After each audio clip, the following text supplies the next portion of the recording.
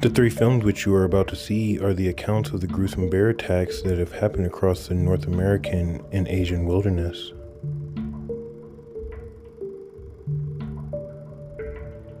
Originally from San Diego, 49-year-old Richard White was working as the director of exploratory pharmacology at Ferring Pharmaceuticals. He both loved to work and loved to make people happy. He was also married and was the father of a 21-month-old daughter named Mona. And one thing Richard loved to do to get away from all the stress that came with work and raising a family was to go on solo hikes in different national parks. Not just some ordinary outdoorsman though, Richard was an incredibly experienced hiker with almost 30 years of experience under his belt. He had even been to some of the country's parks with some of the most extreme conditions. One such park he loved to visit is even considered one of the country's most dangerous, the Denali National Park and Preserve located in southern Alaska. This incredible park encompasses well over 6 million acres of Alaska's interior wilderness that also features North America's tallest mountain peak, Mount McKinley, as well as a terrain that willows forests and glaciers, as well as being home to an abundance of wildlife such as wolves, moose, caribou, grizzly bears, and Dall sheep.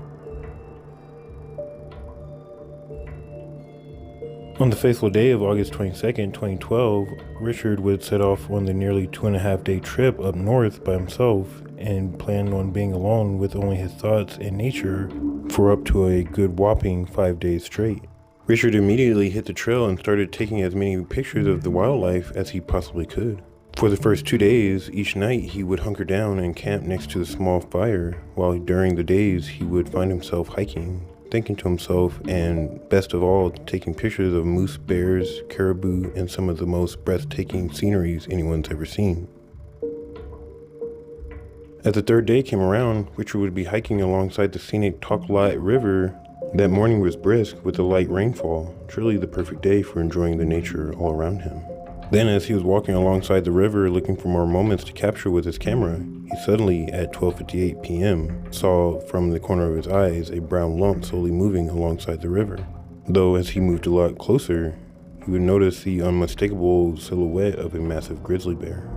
Then knowing that most of the bears that he had encountered in the past had left him alone and minded their own business, he decided that he would then get a little closer for a better look. The bear by this time hadn't even noticed Richard's presence yet, as he was only about 40 to 50 yards away, and was more concerned about grazing near the riverbank in search of food than he was of Richard's presence near him. This would then go on for nearly 8 straight minutes as Richard would take a total of 26 pictures. He took the first shots with a wide angle, then quickly zoomed in. The first few pictures are normal, as we just see the bear grazing, looking for berries and other things. Then the last 5 pictures that were taken in the span of just 13 seconds are a bit different. We can see the bear lift its head up as it notices Richard for the first time. Then suddenly, the massive bear slowly starts making its way towards Richard. There were no pictures showing a charge of any kind though, but the bear did appear agitated in the last few photos taken just after 1:06 p.m. as the pictures showed the bear staring Richard down. A few hours would pass when a group of 3 hikers would find a random backpack in the middle of the trail. They would then see some torn up clothing a little further down ahead.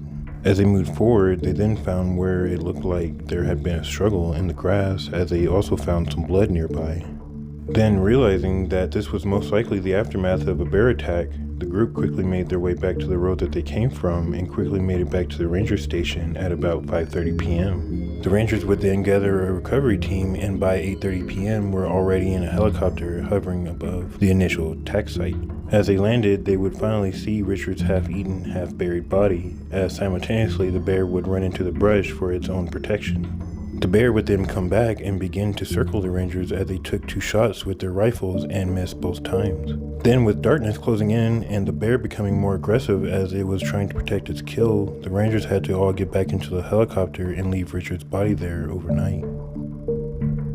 The next day, on Saturday morning, the recovery team flew back near the kill site where one of the rangers was finally able to shoot and kill the 600-pound bear from the helicopter. Then, as the team landed and were finally able to recover what was left of Richard's body, they were also able to find the camera which had the ominous photos on it. Then they brought the body of the bear back to perform a necropsy, which upon examination of the bear's stomach contents determined that this was in fact the beast that ended Richard White's life.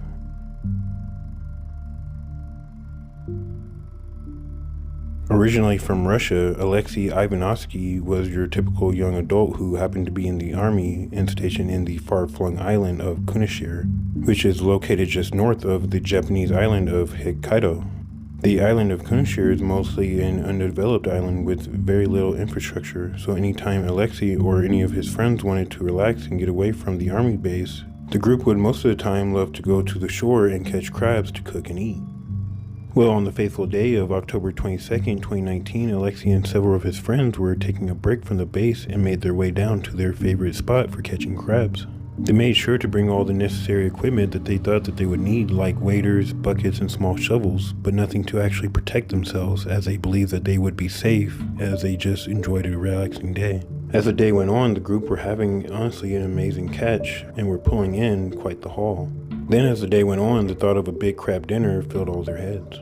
And as they were searching, the group had spread out to cover more ground, but made sure to stay within shouting distance of each other.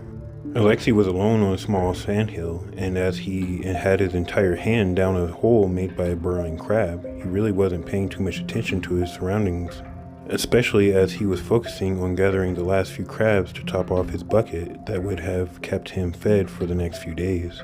The only thing was that all the commotion from the friends collecting crabs had consequently as well drawn the attention of a large mother Usuri brown bear, or Izu brown bear, and her cubs. This particular subspecies of brown bear population is one of the largest brown bears, with most bears on average growing as large as some Kodiak bears. And normally at this specific time of the year, most are starting to hunker down for hibernation. Well, that is, unless the bear in question hasn't eaten enough to sleep comfortably and is forced to still roam around until starvation is no longer a threat. Well, unfortunately for Alexei, the mother and her two cubs were desperate as the three went into hunting mode. The mother then slowly headed up a short swell that led right behind Alexei, while at the same time, both her cubs started encircling him from both directions. Then as Alexei finally looked up and noticed what was going on, it was already too late. Before Alexei could even react, the mother had already quickly charged him down and immediately clamped her powerful jaws on his lower leg, which immediately made Alexei scream out, which then luckily got the attention of the rest of the group. Panicked, Alexei's friends then all started to run towards their friend, shouting and throwing rocks as an attempt to scare the mother bear off. But unfortunately, as I said before, this mother was desperate and her cubs were starving, so not wanting to just easily give up her kill, she horrifyingly began to drag Alexei, kicking and screaming, into the woodline. All the while, she continuously bit and clawed at Alexei's entire body. At least that was until the massive bear began tearing and removing Alexei's scalp, starting from the back of his skull, and even managed to peel the entire thing up to the middle of his head.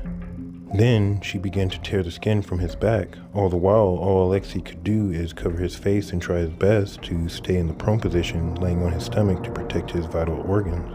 Though in all honesty, there was absolutely nothing Alexei could do, as the mother was already in a bloodthirsty rage, as she knew she just secured the survival of her and her cubs with the unfortunate fresh soon-to-be kill.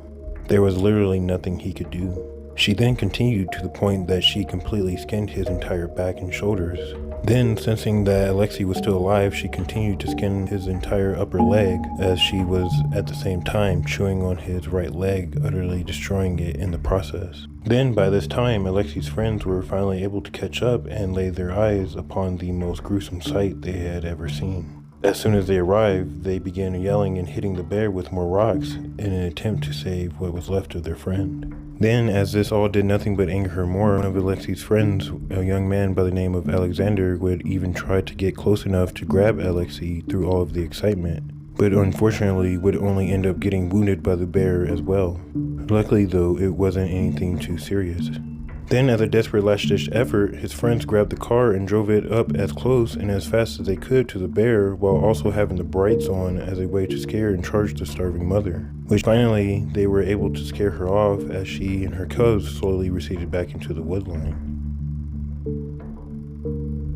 As Alexei's friends then finally got to see the full extent of his injuries, they then rushed over to him and began administering basic first aid the best they could, while the other friends immediately started calling the army base for help. As they waited for help, Alexei's injuries would be so extensive though that he would end up dying while waiting, Fortunately though, as soon as the paramedics arrived, they were able to bring him back and bandaged him up as best they could and rushed him to the helicopter, which flew him 250 miles to the closest civilian hospital located in Yonzo-Sokolitsk, where the doctors were then able to give him pain medicine along with stitches. They had to then amputate his half-eaten leg as well, along with reattaching his ear, and he even received many blood transfusions to help him survive. Sadly though, 9 days after the attack, Alexei would succumb to his grisly wounds and suffer a massive heart attack where he would later pass away.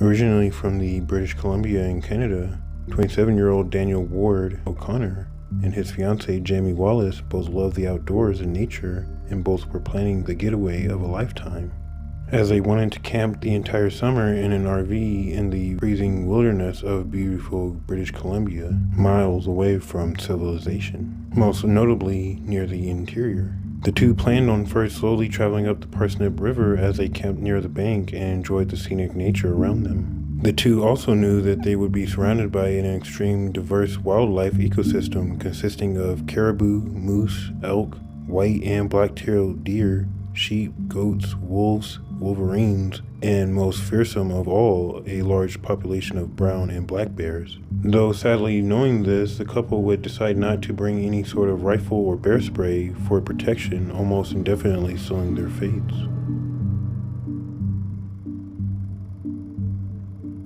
And so on a fateful day in May of 2015, the couple then took off and began their adventure. The first few days were amazing as everything was exactly as they imagined. The couple had even gotten excited at the presence of a lone wolf that was sniffing around their prior campground a few days earlier, as they were able to get some pretty great shots from the interaction, and the wolf wasn't seeming too predatory at the time. Then a few days later, as May 10th came around, the day started off great with amazing weather, so the couple just spent the whole day being lazy, collecting more firewood for later, and eventually would spend the night gathered around the campfire, staring up at the stars. Then, as night began to turn late and 1:30 a.m. would roll around, Jamie would become exhausted and she found herself falling asleep. So she decided to enter the motorhome and rest in her comfy bed. Ward, on the other hand, decided that the night was too perfect to waste inside and decided to bring a cot out next to the fire and enjoy the rest of the night listening to the melodic sounds of the forest around him as he fell asleep.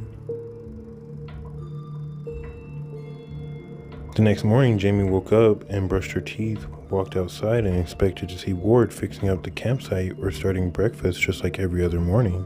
As she exited the motorhome though and looked around, she was greeted by a sight that made her heart drop into her stomach. The fire was still smoldering, with Ward's bedding scattered about. Then as she slowly began approaching where her fiancé was the night before, she horrifyingly noticed a large blood trail leading off into the woods. Not knowing what could have happened or if her fiancé was even still alive, she began to panic and immediately would begin to yell out for Ward. She did this for several minutes, but unfortunately, she would only be answered by the silence that encompassed the forest around her. She then raced back inside and grabbed the dog to see if he could help find him, but the dog was too terrified to even leave the doorway to the motorhome. Then, desperate, she bravely followed the blood trail into the woods herself, which, as she horrifically expected, led her straight to Ward's mangled body. Then, with not having any cell phone service, she then rushed back to the motor vehicle at about 9:30 a.m. and raced as fast as she could to Ward's father's house for help, which luckily was right outside the park. Then Jamie and Ward's father, Danny O'Connor, rushed back to the campsite, praying that Ward's body was still where Jamie had found it.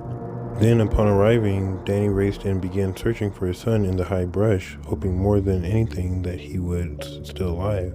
Then suddenly, as Danny found and slowly started approaching his son's body, he would see a massive black bear sitting over Ward. The bear was clearly protecting its kill, and unfortunately, there was nothing Danny could do alone to scare the behemoth from eating his son. Danny then raced back to his truck and waited for the RCMP and the BC Conservation Officer Service to arrive on the scene.